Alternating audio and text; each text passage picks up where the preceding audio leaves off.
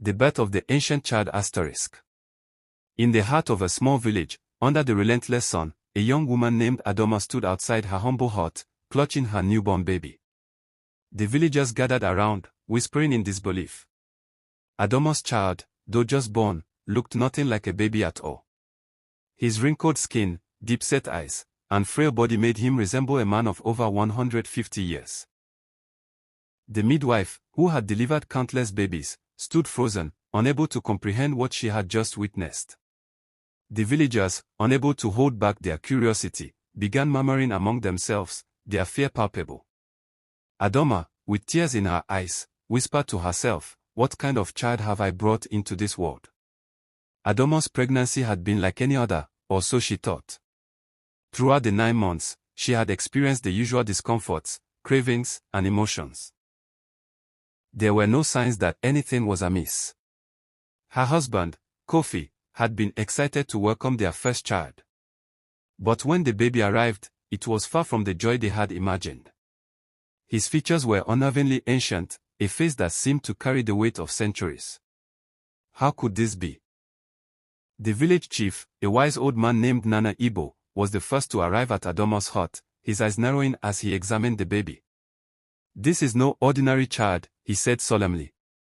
The villagers stared, some with pity, others with fear. It was said in their culture that such strange occurrences were often tied to curses or powerful spirits. Nana Ibo, having lived through many strange events, knew that this was a sign of something larger than they could understand. "We must consult the elders," he declared. The elders gathered that evening under the dim light of the moon, their faces etched with concern. They spoke of old stories, myths that had been passed down through generations.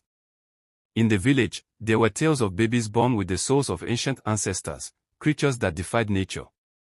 "Perhaps this child is a gift," said Elder Kwame, his voice wavering. "A gift, or a warning," replied Elder Oma, her voice sharp with uncertainty.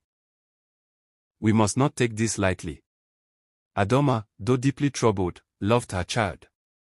She cared for him as any mother would, though it was difficult to ignore the strange looks and whispers that followed her wherever she went. The baby, whom she named Tsegba, remained unusually quiet, staring out with eyes that seemed to see far beyond the present moment. At night, Adoma would hear him whispering in a language she could not understand, his voice soft but eerie. One morning, as Adoma was feeding Tsegba, the baby suddenly lifted his tiny hand and pointed towards the forest. His gaze was intense, as if he saw something others could not. Kofi, who had been watching from the doorway, felt a chill run